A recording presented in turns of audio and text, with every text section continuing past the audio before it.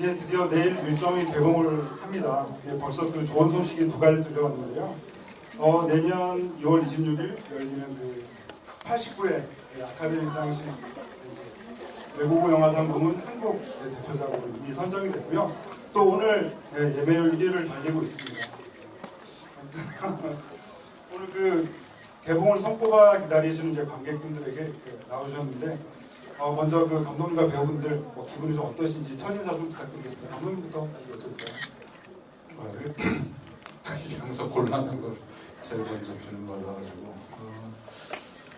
곤란한 상태에서 너무 기분 좋습니다. 여러분들이 많이 그 관심 가져주시고 또 배우분들한테 사랑을 가져주셔서 이런 결과가 있고 또 이런 게 쭉 앞으로 더 잘 나갔으면 좋겠습니다. 네, 감사합니다.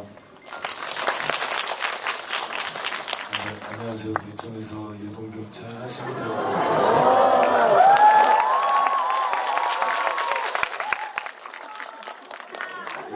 감사합니다. 이렇게 자리를 가득 채워주셔서 너무나 감사드리고 즐거운 시간이 되었으면 좋겠습니다. 안녕하세요.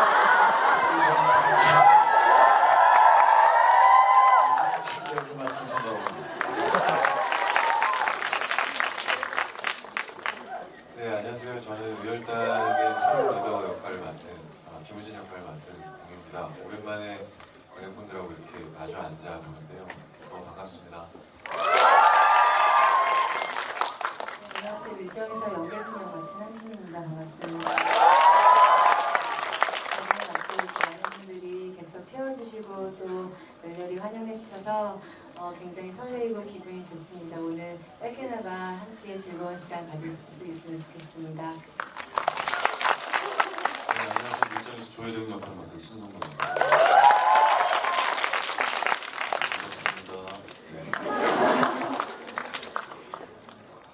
예, 그 오늘은요 그 진행을 스틸을 보면서 진행이 될 텐데요. 그 전에 감독님께 그 작품을 시작하시게 된 계기 그리고 시작 좀 여쭤볼 수 있을까요? 그 얘기 듣고 시작하겠습니다. 네, 제가 지금 준비하던 작품이 있었는데 하나는 일랑이고 하나는 미국 작품이었었는데 미국 작품 이제 배우 캐스팅이 좀 지지분열하게 진행됐었고 일랑은 워낙 더 큰 대작이어서 천천히 준비하려고 하던 차에 밀정 시나리오를 받았어요. 근데 무척 묵직하고 되게 중후한 시나리오여서 여기서 내가 좀 더 상업적인 느낌을 좀 강화시키면 재밌는 영화가 될 수 있겠다, 의미 있고 재미있는 영화를 만들 수 있겠다 생각이 들었고 그래서 오프닝과 엔딩 그리고 기차 씬을 제가 각색 부분에서 집어넣고 인물들 좀 보강해서 그렇게 해서 좀 상업 영화로서의 틀을 좀 갖춘 거죠. 그래서 좀 재미도 있고 또 의미도 있고 또 여운도 있는 그런 영화를 만들려고 했습니다. 아무튼 그 감독님과 배우분들의 더 깊은 얘기는요 그 스틸을 보면서 진행하도록 하고요. 그리고 오늘 그 본 토크가 끝나면 그 지금 현장에 계신 관객분들에게 그 질문을 받는 시간도 있을 겁니다. 그때 준비된 선물도 있다고 하니까요 질문 준비해 주시고 그럼 그 전에 먼저 일정의 비하인드 스틸 토크를 시작해 보겠습니다. 감독님과 배우분들은 그 노트북을 통해서 스틸을 보실 수가 있고요. 관객분들은 스크린을 봐주시면 됩니다. 먼저 첫 번째 비하인드 스틸을 보겠습니다.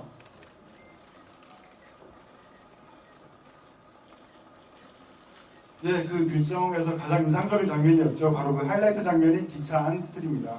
그 상해에서 경성으로 폭탄을 들여오기 위해서 각자 다른 모습으로 변장을 하고 기차 안에 은밀하게 몸을 숨긴 의열단과 필사적으로 이들을 쫓는 일본 경찰관의 밀도 높은 서스펜스와 숨막히는 팽팽한 긴장감이 돋보이는 장면이었는데요. 특히 그 한지민 씨가 연기한 한지민 씨가 그 극중 일본 경찰인 하시모토에게 정체를 들킬 뻔했으나 아슬아슬하게 위기를 모면하는 장면이 정말 긴장감 넘치는 순간이었죠. 제가 너무 그냥 좀 그럼 이 장면에서 한지민 그리고 엄태구 씨 두 분의 말씀 좀 들어보겠습니다. 이 장면을 찍을 때 좀 어떠셨는지요? 한지민 씨부터. 좀 아슬아슬하게 좀 얘기해 주세요. 이 장면 찍을 때요. 하도 많은 분들이 양쪽에 앉아 계신 분들이 놀리셔가지고 사실은 좀 촬영할 때 부끄럽기도 했었어요. 이게 사실 이 장면이 시나리오 상에는 그려져 있지 않았었거든요, 원래는. 근데 감독님께서 제가 중국에 도착한 후에 이렇게 씬을 조금 만드신 부분이 있었어서 사실 저 역시도 굉장히 당황스러웠었고 이제 개인적으로는 사실 뭐 노출씬보다는 담배 피는 것 때문에 조금 고생을 많이 했었어요. 그래서 굉장히 짧게 지나가긴 하지만 이제 담배 태우시는 분들께서 보시기에는 이게 조금 자연스럽지 않다 그래서 제가 정말 감독님께서 직접 담배를 가르쳐 주셔서 잘 나왔습니다. 그럼 엄태우 씨의 말씀을 좀 들어볼게요. 아, 네. 하시모토 입장에서는 자신의 인생이 걸린 문제라 무조건 잡아야 된다 그 생각 하나였던 것 같고 이 안에 의열단이 있는데 자칫 잘못하면 의열단이 먼저 나한테 총을 쏠 수도 있다라는 그런 생각으로 긴장감을 계속 갖고 잡으려고 찾아다녔던 것 같습니다. 네, 그럼 여기서 그 하시모토의 눈을 피해서 그 이열단을 도왔던 이정출 역의 그 송강호 배우분의 그 기차행 장면에서의 배우 이쪽으로 오셨어요. 왼쪽 사진은 이제 사실은 그 김우진가 이제 잘못 들어와가지고 발각이 될 뻔한 그런 사진 같은데요. 그 상당히 그 긴장감이 넘치는 그런 장면이 아닐까라는 생각이 듭니다. 저는 이때 이정출이가 손이 이제 뒤춤으로 가는 커트가 제가 제일 좋아하는 커트 중에 하나인데 이제 그게 이제 총이죠. 총인데 되게 궁금했어요. 저도 과연 김우진이가 만약에 하시모토한테 발각이 됐을 때 이정출은 과연 총을 누구에게 이 당시에 겨눌 것인가 이런 것도 굉장히 궁금하고 그래서 아주 그 짧은 커트인데 굉장히 제가 좋아하는 커트입니다. 예, 말씀 잘 들었습니다. 그럼 다음 스틸 보겠습니다. 네, 다음 스틸은요. 그 신성록 씨의 정체가 밝혀지는 순간이었는데요. 그 이열단의 핵심 멤버였던 그 신성록 씨가 밀정이라는 것이 밝혀지는 그 순간 좀 많이들 놀라셨을 것 같은데요. 그 누구나 밀정이 될 수 있었던 시대의 그 선과 악 그리고 흑과 백의 이분법적인 부분이 아닌 어떤 그 경계에 선 사람들의 이야기를 다루었기 때문에 이 밀정에서 바로 그 신성록 씨가 그 정체가 드러나는 순간에 좀 묘한 느낌을 줬던 것 같습니다. 그 영화에서 그 제목처럼 그 밀정을 연기하신 그 신성록 씨 되게 좀 질문 드리는데요. 네. 그 영화 속에서 그 조혜령의 선택에 좀 어떻게 좀 공감을 하셨는지 그 캐릭터를 연기하면서 어떤 부분에 좀 중점을 두셨는지 좀 여쭤보고 싶습니다. 그냥 제가 개인적으로 생각해 봤을 때는 이 조혜령이라는 친구도 어떻게 보면 큰 부분에서 이렇게 일본 경찰에 대해 어느 순간 저 영화에 소개되지 않지만 착착부터 그러나요? 뭔가 잡힌 부분이 있던 것 같아요. 그러니까 계속 이 의열단에서의 생활은 유지하면서 조금의 정보를 주면서 계속 그렇게 해왔었는데 결국엔 나중에 보면 저도 좀 슬펐어요. 그렇게 살 수밖에 없었던 어떤 이 친구의 뭐 그런 마음이 좀 저도 뭐 그때 그 시절의 사람들을 생각하면서 좀 슬프고 그랬습니다. 네, 여기서 제가 덧붙이자면요. 사실 이 고백하는데 우선 그 조혜령 씨한테 조혜령 씨? 죄송합니다. 당황을 해서 신성록 씨한테 죄송하다는 얘기를 개봉 시사하는 날에 잠깐 얘기했어요. 그러니까 먼저 눈치를 좀 채더라고요. 원래 그 조혜령의 드라마가 좀 많이 있었는데 시간 압박을 제가 받아가지고 그래서 훨씬 더 이렇게 그 조혜령의 어떤 그 신분이 더 아슬아슬하고 더 어떤 슬픈 사연이 있었는데 아쉽게도 시간 압박 때문에 지금도 길잖아요. 그래서 아쉽게도 그 편집에서 그렇지만 이제 다음 영화로 또 약속 이 얘기를 모면하는 방법은 다음 작품 좋겠다.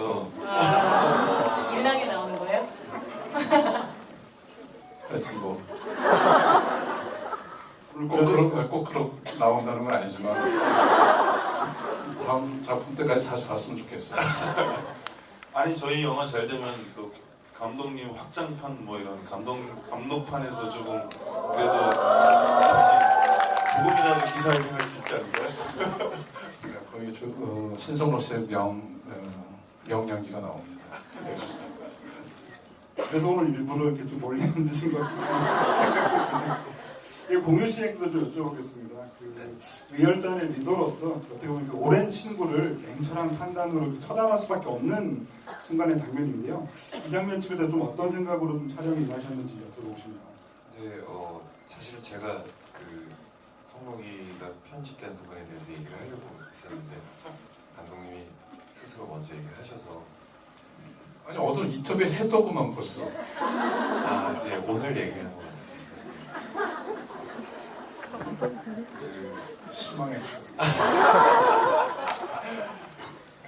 이제 사실은 이제 회령이하고 김우진과의 어떤 관계에 있어서 둘은 이제 어렸을 적부터 같이 열단 일외 상관없이 둘은 이제 뭐 중마고 친구라는 것이 있고 이제 조금 이제 그런 부분에 있어서 우진이한테는 이런 상황에 우리 안에 밀정이 있더라도 조혜령은 절대 밀정이 아닐 거다라고 생각하지 않았을까. 김우진은 회령이만큼은 믿지 않았을까. 그래서 그런 마음에 사실 조혜령이 밀정이라는 걸 알고 난 이후에 배신감은 더 굉장히 컸고 실망감도 컸을 텐데요. 그래도 같이 동고동락하고 고생했던 그 정이 있기 때문에 사실 김우진으로서 굉장히 처연한 시인이었어요.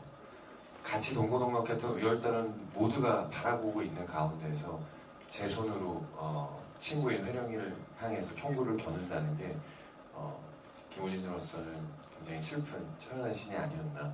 그렇지만 또 김우진은 의열단의 리더로서 본인의 어떤 그 개인적인 감정을 더 드러내기보다는 리더로서의 어떤 일을 행한 게 아닌가. 그래서 굉장히 가슴 아프고 처연한 신이었고 회령이를 바라볼 때 마음이 많이 아팠던 것 같아요. 근데 이거 스포 아니야? 괜찮아. 오늘은 다 보시고 오늘은 보시면 다 보신 분들이 같이 오늘 현장에 계신 분하고 전국 18시간 그 개봉 전날이라서 좀 전해졌어요. 죄송합니다. 왜 이렇게 땀을 흘리세요? 예, 빨리 다음 사진으로 넘어가겠습니다. 드디어 이 장면에 스틸이 나왔네요. 영화를 보시다가 깜짝 놀라신 분도 계실 텐데요. 이병헌 씨는 바로 밀정에서 위열단을 조직한 독립운동가죠. 약산 김원봉 선생님을 모티브로 한 위열단장 정체산으로 등장해서 압도적인 존재감을 과시했는데요. 뭐랄까요? 연출의 힘과 배우의 힘이 끝없이 상승자극을 빚는 아주 명장면이었던 것 같습니다. 근데 사실 또 송강호 씨 같은 경우에는 8년 만에 다시 이병헌 씨와 다시 작업을 하게 된 건데요. 이 장면을 찍을 때 느낌 어떠셨는지 좀 여쭤보고 싶습니다. 글쎄 8년 또 그 전에도 8년 전이더라고요. 그러니까 JSA 이후 8년 만에 놈 그리고 8년 만에 다시 밀정 이렇게 잊을만 하면 다시 만나게 되는. 저는 개인적으로 이병헌 씨하고 워낙 친하고 또 제가 좋아하고 너무 이제 존중하는 배우이기 때문에 너무 이게 글쎄 오랫동안 작업을 하다 보니까 재밌기도 하고 웃기기도 하고 반갑기도 하고 참 너무 좋은 어떤 촬영 현장이었지 않나라는 생각이 듭니다. 놈놈놈 그 전에 이제 JSA에서는 이병헌 씨가 바로 오경필 등사로 나온 송강호 씨 남한으로 내려가고 그렇게 회의를 했었는데 그때는 넘어가지 않으셨죠. 그렇죠. 그게 이제 좀 약간 이 박찬욱 감독께서 이제 이 장면을 보시고 JSA 장면이 떠오르셨다고 했는데 가만히 생각해 우리 그때 입장이 바뀌었죠. 예. 그래서 참 묘한 그런 느낌을 주는 그런 장면인 것 같아요. 예, 그럼 그 공유 씨께도 여쭤보고 싶은데 네. 그 공유 씨는 그 바로 이번 작품에서 이병헌 씨하고 또 처음 네. 작업을 하셔가지고 네. 또 함께 촬영한 소감이 어떠셨는지 좀 궁금합니다. 제가 요즘에 이제 그 매체 인터뷰를 계속 하고 있었는데요. 이 씬에 대한 질문들을 되게 많이 하시더라고요. 근데 제가 밀정을 찍으면서 상당 부분, 대부분의 씬들을 이제 송강 선배님이랑 함께 할 때 굉장히 긴장도 많이 하고, 그리고 이제 뭔가 잘 해내야 되겠다는 부담감에 뭔가 그 씬들을 온전히 즐기지 못했던 기억들이 많은데, 이 씬만큼은 사실 뭐 이병헌 선배님도 처음 작품에서 뵙고 긴장되기는 마찬가지였는데, 이 시퀀스 자체에서 김우진은 이제 이정출에게 정체선을 딱 만나게 하고 한 발자국 떨어져서 이정출이 당황하는 모습을 보면서 이렇게 미소 짓기도 하고, 뭔가 이 김우진으로서는 회심의 한 방이었던 시퀀스거든요. 그래서 그러다 보니까 김우진으로서도 조금 이정출을 바라볼 때 좀 그 즐기는 재미가 있었고, 그리고 또 후배 배우로서 두 선배님의 연기를 코앞에서 굉장히 뭐랄까요, 그 메이저리그의 그 웨스턴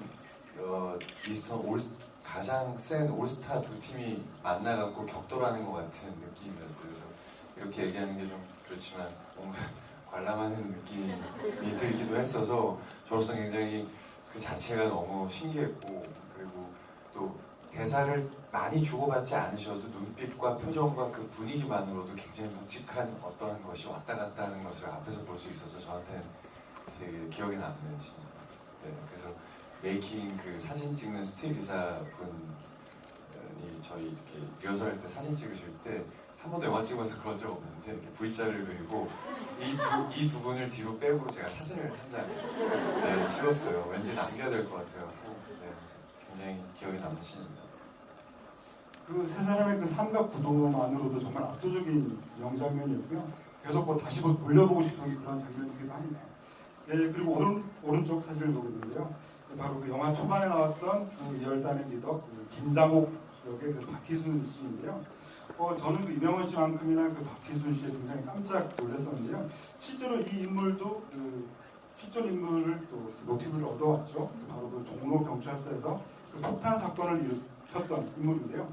그래서 그 이 영화에서 보면 실제로 그 거의 뭐 400여 명의 그 일본 경찰들에게 쫓기다가 마지막에 그 자결하는 실제 사건이었는데요.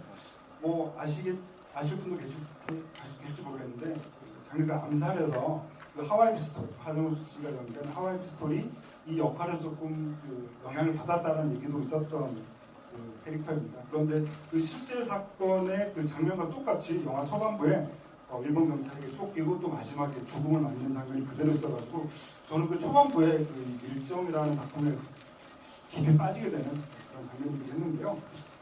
김지훈 감독님께 여쭤보겠습니다. 그 김장옥 역으로 그 박희순 씨를 캐스팅하게 이유가 있으신지. 학교 후배고요. 그 연극할 때부터 이제 잘 알던 후배고 또 그런 목화에서 아주 연기를 잘하는 연기자가 한 명 새롭게 나타났다 이런 얘기 들었을 때 뭔가 어떤 작품 보러 갔는데 그때 이제 박희순 씨를 처음 봤어요. 근데 아주 독특한 어떤 에너지가 있는 같은 그런 배우였었고 또 서로 자료를 보면 이제 400대 1로 싸웠다기도 하고 또 1000대 1로 또 싸웠다는 얘기도 있고 그래서 이제 그럴 정도면 엄청난 그런 그런 전설적인 인물이면서 또 소녀이어서 그 카리스마 있고 연기력에 있어서는 다른 어떤 여지가 없는 이의가 없는 배우가 필요했었고 그래서 그 박희순 씨를 캐스팅을 했는데 초반부터 완벽하게 영화한테 힘을 장악하면서 나와서 저는 아주 무척 절묘했고 이병헌 씨 못지않게 절묘하고 또 어떤 힘을 얻었던 그런 캐스팅이 아니었나 생각이 듭니다. 그 실제로 그 캐릭터가 그 쌍권총 유명한 캐릭터이기도 했잖아요. 그래서 저는 첫 장면 연출을 보면서 이 영화를 어떻게 만들고 싶다라고 하는 감독님의 태도 같은 것들이 보여가지고 저는 되게 좀 인상적인 오프닝이었던 것 같습니다. 예, 그럼 그 다음 그 스틸을 보겠습니다. 예, 바로 그 실제로 그 1920년대로 돌아간 것 같은 그 단체 포스터인데요.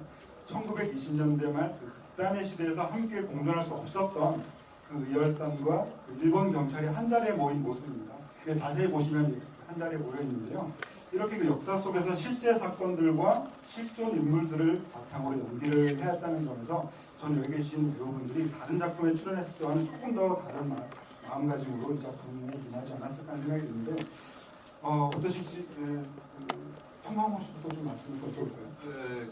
뭐 특별히 뭐 이게 밀정이라는 영화를 통해 가지고 어떤 큰 내적인 막 의미를 주고 뭐 거대한 얘기를 해야겠다 뭐 이런 생각으로 이 작품을 대하지는 않았지만 아무래도 그 감독님께서도 여러 인터뷰에서 말씀을 하셨는데 정말 차갑게 냉정하고 이성적으로 이 작품을 대하다가 이 어떤 그 어쩔 수 없는 그 뜨거움으로 영화가 마무리됐다는 말씀을 듣고 그 말씀이 참 아주 정말 적절한 말씀이 아닌가 하는 생각이 들고 제가 개인적으로 저도 이제 한국 나이로 50인데요.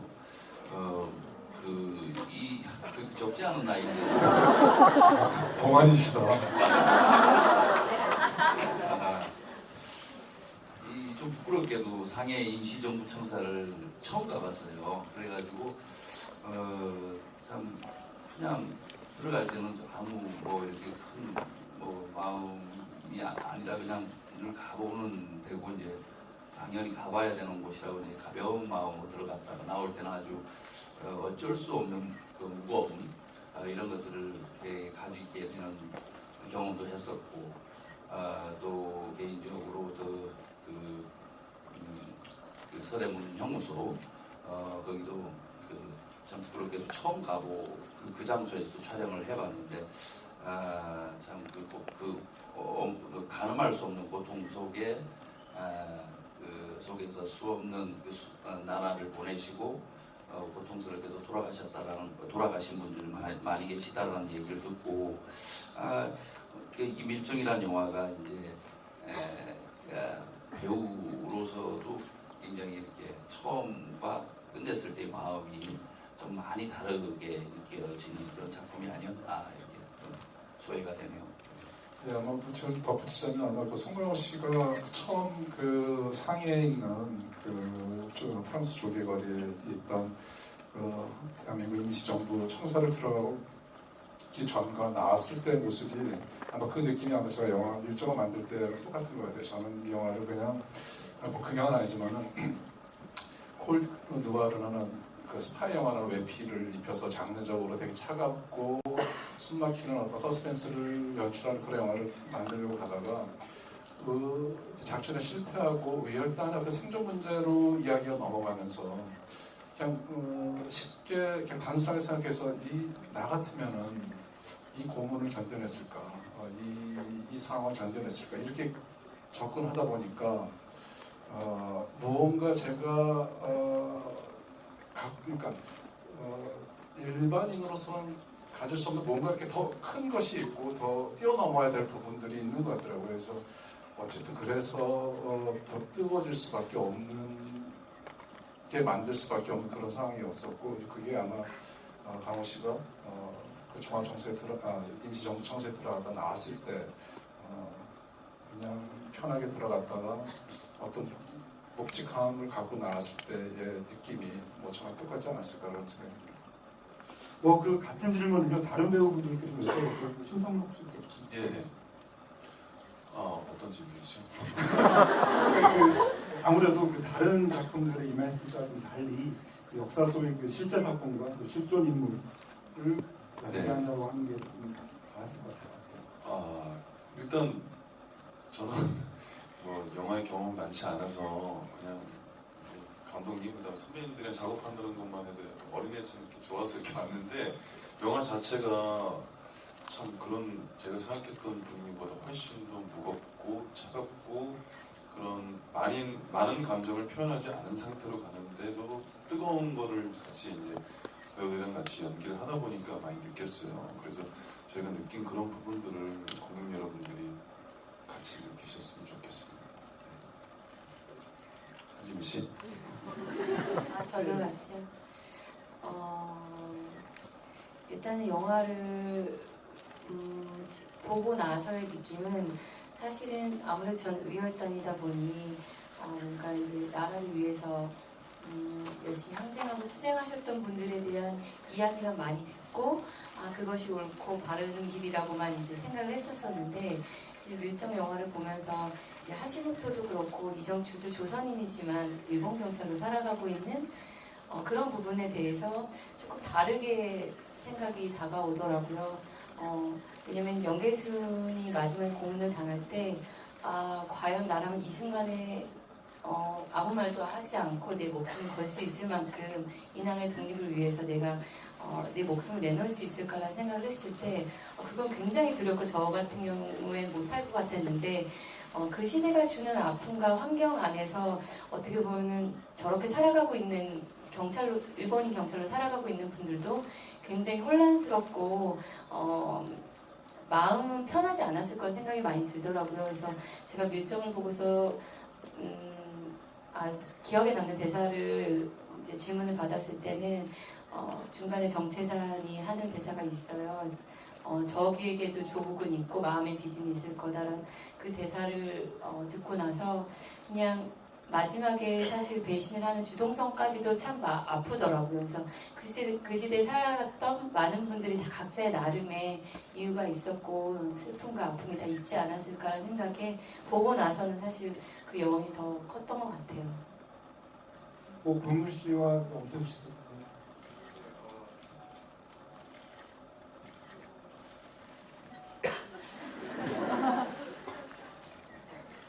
여보세요?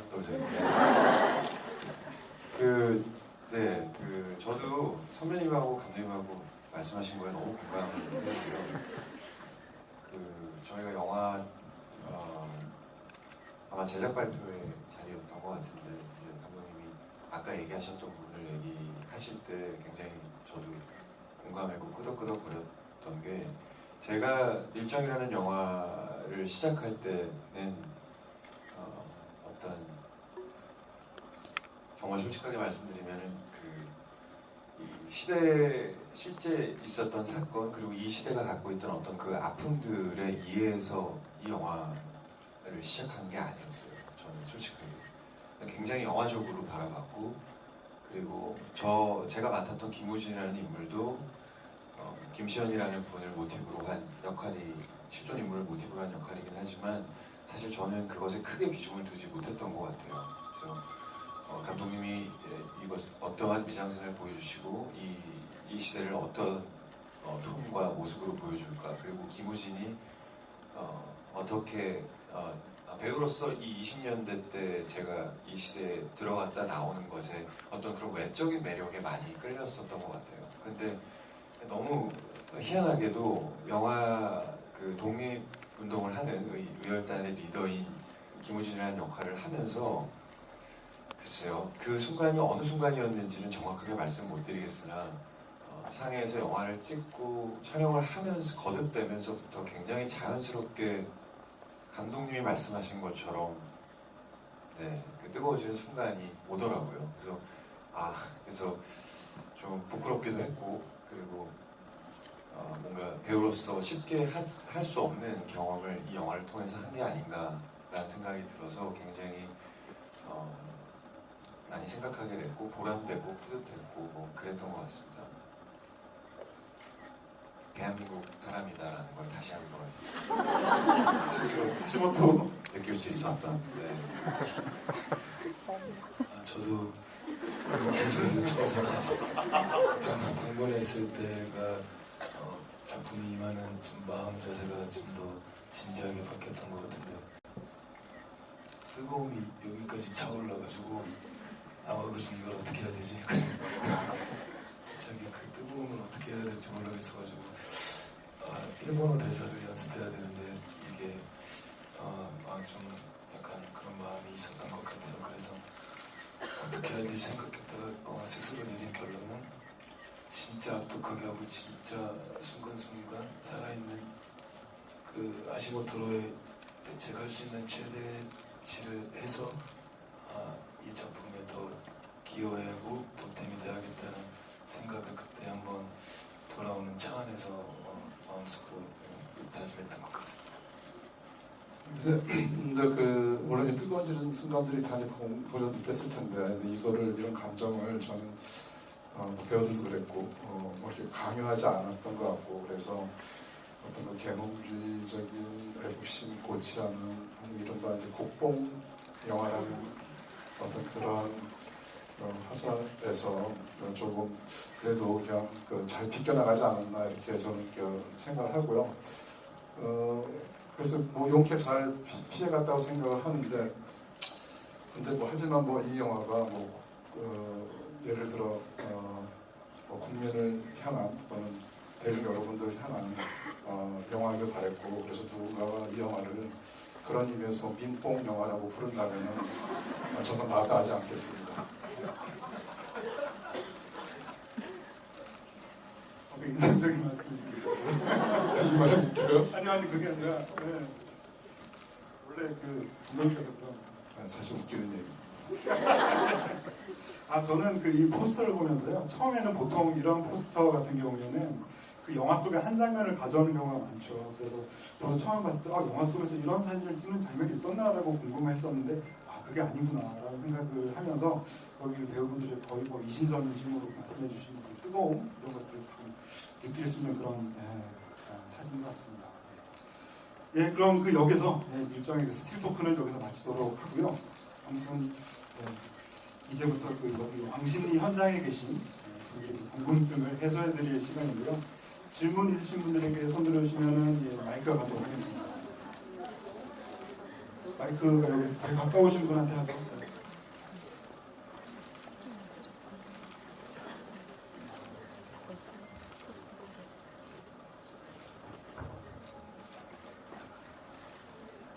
공유 오빠,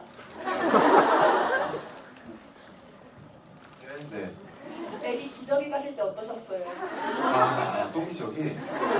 아까 저희 스태프 중에 제가 이제 안 보였지만 그때 전 열심히 똥 짚고 똥기저귀를 하고 있어요.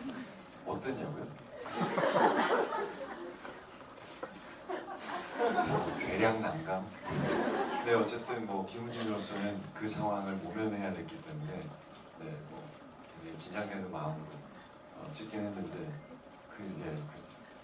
그렇습니다. 네, 그 똥은 가짜 똥이라서 다행히 냄새는 안 났어요. 네, 그쵸, 네, 기저귀 처음 알아봤죠. 네, 그리고 옛날 그 시대 때의 기저귀이기 때문에 요즘처럼 이렇게 쉽게 딱딱 붙이고 띄고 하는 게 아니잖아요. 네. 그렇지만 앞으로 제가 기저귀를 가는 데 있어서 뭐 크게 도움되는 상황은 아니었던 것 같아요. 무슨 얘기를 하는 거죠? 네, 다음 질문이요. 그리고 그 말씀을 안 드리고요. 그 질문해 주신 분들께는요. 아까 지금 보셨던 그 단체 포스터를 선물로 드리니까요. 받아가실까요? 저기 태극기를 들고 계신 분이 계속 눈길이 가요.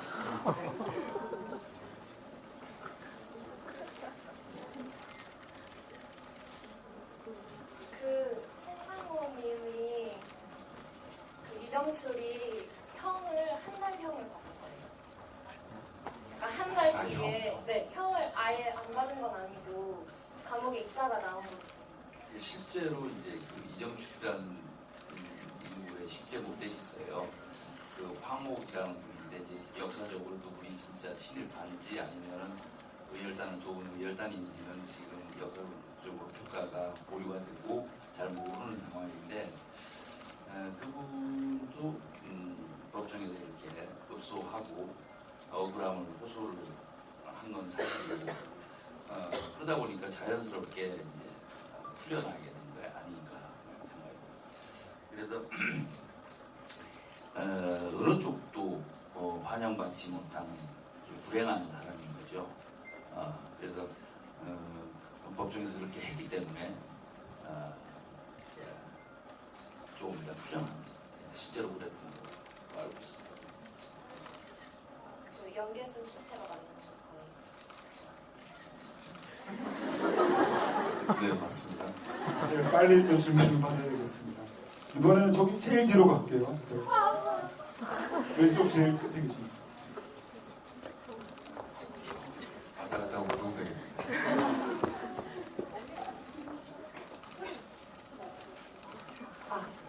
안녕하세요. 영화 너무 잘 봤습니다. 저 궁금한 게 액션씬에서 배경음악이 제가 보통 그런 액션씬으로 음악이 되게 막 빠르고 템포가 그런 것들을 주로 들었던 것 같은데 그런 배경음악이 약간 우아하다고 해야 되나? 그런 게 쓰신 의도나 그런 게 좀 궁금했어요.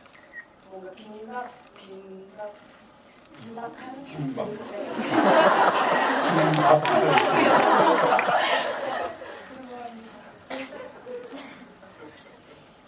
네, 그 뭐 그냥 그 약간 긴박한 상황에 긴박한 음악을 하는 거는 동호 반복이잖아요. 그래서 매력이 좀 없었고요.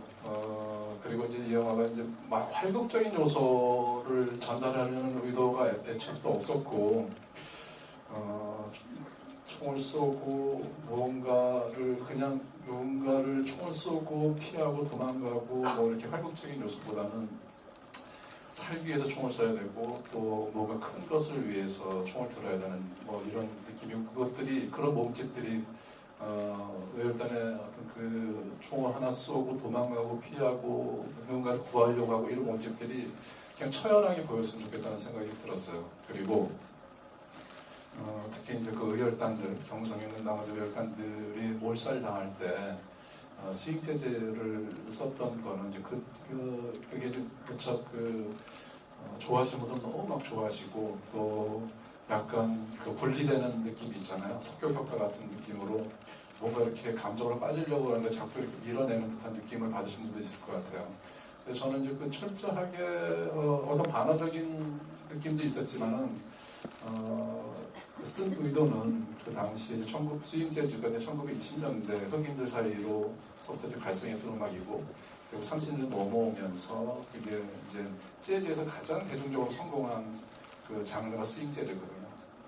비로소 이제 그 대중적인 사랑을 얻게 된 때가 스윙 재즈 때부터인데 그때는 정말 미국이나 다른 나라에서 그 음악을 들었던 사람들은 정말 장미와 와인의 나날을 보내듯이 그냥 이렇게 태평한 세월을 보냈는데 그 동시에 그 시대에 나왔던 음악의 반대편에 지구 반대편에 우리 민족의 선조들은 또 소녀들은 왜 이 음악을 즐기지 못하는 시대에 살고 있었을까? 그래서 그런 상황이 가장 비극적인 상황에 그 음악들을 이렇게 동시대 음악인데 그걸 얹혀놓으면은 그 죽음이 그 몰살이 더 비극적인 느낌으로 주지 않을까 뭐 이런 의도를 가졌어요. 일단 우선 감각적으로 되게 어떤 반화적인 느낌으로 전달되길 바랬고 또 누군가 그것을 궁금해서 왜 그렇게 썼냐고 물어본다면 이런 의도가 있었다는 얘기를 하고 싶었어요. 그리고 이제 뭐 뒤에서 어떤 볼레로나 슬라브무고 다 그 당시에 나왔던 음악들이거든요. 1920년대, 30년대. 그리고 그 보면은 이정출이 폭탄을 심으러 가는 장면도 사실은 막 이렇게 그 적을 통쾌하게 물론 이제 통쾌한 부분도 있지만은 이정출 자신은 뭔가가 아주 냉정하고 또는 뭔가 이렇게 초월한 상태의 어떤 느낌을 디렉션을 줬어요.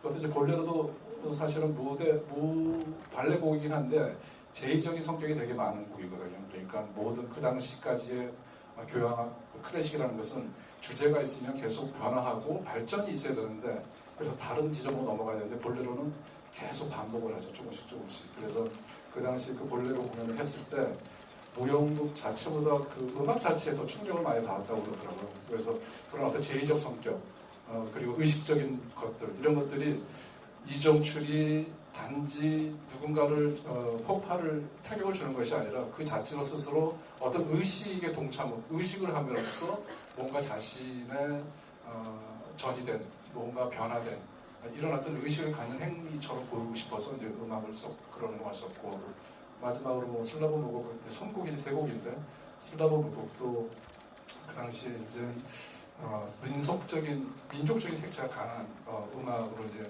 작곡이 되어서 또 이런 어떤 그 항일 투쟁하는 어떤 그 우리나라의 그 당시의 어떤 민족적인 느낌을 이렇게 강조하고 강화하는데 아주 적당한 음악이 아니었나 이렇게 생각이 들었습니다. 짧은 질문인데 뭐 대답을 길게 해주셔서 저도 선곡이 궁금했는데요. 동시대 다른 지역의 음악이라는 말씀이 된것 같습니다. 네, 또 다음 질문 받겠습니다. 손을 좌우로 많이 흔드셨던 검은 옷 입으시죠? 제일 뒤쪽 같은데 복도에. 예. 안녕하세요. 영화 너무 재밌게 잘 봤고요. 제가 궁금한 거는 그 재판하는 씬에서 이정출이랑 김우진이랑 눈을 마주치잖아요. 근데 김우진이 뭔가 오슬랑말랑하고 뭔가 고개를 끄덕일랑 말랑하는 게 그게 뭔가 이정출이 자신의 진짜 친구일 거라는 그런 믿음이 있는 것 같았거든요. 제가 보기에는. 그래서 그게 어떤 의도를 연기하실 때랑 그걸 이렇게 디렉션을 하실 때 의도하신 건지 그게 좀. 네, 말랑말랑하게 표현됐으면 좋겠다 생각이 들었었고요. 이거 배우분들이 얘기하시죠. 네, 말랑말랑하게 했으면 좋겠다는 디렉션을 받아 죄송합니다. 글쎄요, 저는 여보세요, 듣고 계세요? 네네. 좀 카톡하는 것 같은데. 저는 이정출을 보고 미소를 지은 게 맞아요. 네, 팔랑말랑이 아니고 저는 미소를 지은 거죠. 아주 옅게. 네, 이정출과 김우진만의 그 순간이었던 거예요. 네, 대답이 됐나요? 근데 전반적으로 다 이렇게 약간 스몰 액팅을 많이 주문을 했어요. 그러니까 이제 스파이 영화고 이 안에 우리 안에 밀정이 있다라는 걸 전제해서 항상 연기를 시켰기 때문에 근데 그 장면 좀 더 다른 성질의 부분이긴 한데 네, 그 옅은 미소로 이제 다른 사람들이 서로 둘이 소통하는 거를 들키면 안 되니까 아주 미세하게 보일 듯 말 듯하게 그런 어떤 주문을 줬던 것 같아요. 좀 아쉽게도요. 시간 관계상 더 이상 질문을 받을 수 없을 것 같습니다. 아무튼 오늘 전국 16개 극장에서 생중계를 진행한 CGV 스타 라이브 통은요. 아쉽지만 이제 제 시간이 됐습니다. 오늘 좋은 말씀 들려주신 전문가 배우분들의 마지막 인사 말씀 듣고 마치도록 하겠습니다. 감독님 좀. 네, 짧은 시간에 제가 너무 오래 말을 많이 해서 너무 죄송해요. 오늘 배우분들이 얘기를 많이 들었어야 되는데 죄송하고요. 그래서 오늘 이렇게 그 시간 함께 해주셔서 너무 고맙고 감사드리고요. 하여튼 제 영화에 대한 근심과 걱정이 여러분들한테는 어떤 의미와 재미로 전달됐으면 좋겠습니다. 감사합니다. 이렇게 관심 가져주시고 이렇게 몸은 건강합니다. 이렇게 많은 그 자리를 꽉 채워주셔서 너무나 감사드리고요. 저는 영화를 3번 봤는데요. 볼 때마다 이렇게 색다른 재미가 있는 게 또 이 영화만의 또 매력인 것 같습니다. 그래서 내일 9월 7일 개봉하는데요. 또 이렇게 2번, 3번 보시면서 저처럼 이런 색다른 재미를 또 느끼셨으면 좋겠습니다. 감사합니다. 이런 시간까지 이렇게 그 자리 떠나시지 않고 또 집중해서 저희 얘기를 들어주시고 그래서 참 너무 감사합니다. 오늘 이 시간이 여러분들께 그냥 좀 의미 있는 남다른 추억이 됐으면 좋겠고 저희 영화도 그런 어떤 의미 있는 작품으로 기억되었으면 좋겠습니다. 대단히 감사합니다. 굉장히 오랜만에 그 영화를 보신 관객분들하고 이렇게 대화하는 시간을 가져서 그 자체로 저는 되게 좋았고요. 시간상 더 많은 얘기를 하지 못해서 좀 아쉽고 저한테 밀정은 영화를 처음 딱 봤을 때 제가 느꼈던 그 마음은 그간 수많은 이런 비슷한 시대적 배경을 한 영화 혹은 드라마 작품들이 많았지만 제가 이 영화에 출연한 거에 있어서 자부심을 느끼는 그 점은 같은 시대적 배경을 하고 있는 작품이지만 조금은 다른 결의 영화가 탄생한 것 같아서 이 영화에 출연한 거에 있어서 자부심을 느끼고 그것이 또 제가 관객으로서 기뻤었거든요. 그래서 앞으로 이제 오늘 영화를 보셨지만 앞으로 영화를 밀정을 마주하실 관객분들이 그 어떤 다름에 있어서 그 다름을 받아들이는 데 있어서 무리 없이 밀정을 잘 봐주셨으면 하는 마음이 있습니다. 그래서 영화를 먼저 보셨으니까요. 주변 분들에게 그런 부분에 대한 부분을 얘기를 해주시는 것도 좋을 것 같다는 생각이 들어요. 저는 선배님하고 옆에 계신 좋은 후배님들하고 그리고 김지훈 감독님한테 이 영화를 찍으면서 정말 한 수 제대로 배울 수 있었던 작품입니다. 관심 가져주셔서 너무 감사드리고요. 좋은 입점을 많이 내주십시오. 감사합니다. 저 역시도 사실 이렇게 질의응답 시간은 기자님들과만 갔다가 영화를 보시고 일반 관객분들의 밀정에 대한 궁금증이나 의견이나 생각들이 참 어떤 생각들을 갖고 있었나 궁금했었는데 이렇게 늦은 시간까지 함께 자리할 수 있었어서 굉장히 즐거웠었고요.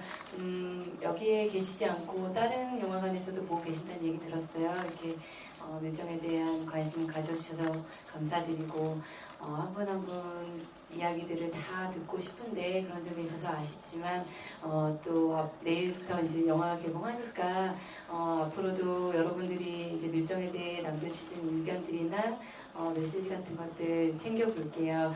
일단 자리해 주셔서 너무너무 감사드리고요. 저 역시도 뭐 공유 씨가 얘기했던 것처럼 배우로서나 그냥 이 시대를 살아가고 있는 한 사람으로서 굉장히 의미 있고 뜻깊은 작품에 임했다는 것만으로도 굉장히 영광스러운 시간이었습니다.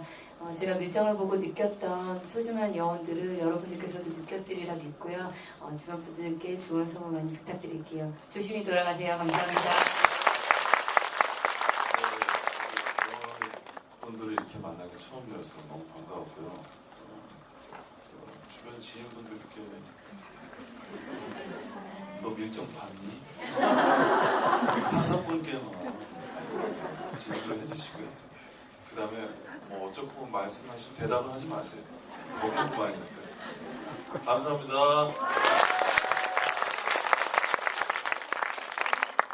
예, 저도 그 영화를 보는 내내 되게 좀 황홀한 시간이었던 것 같아요.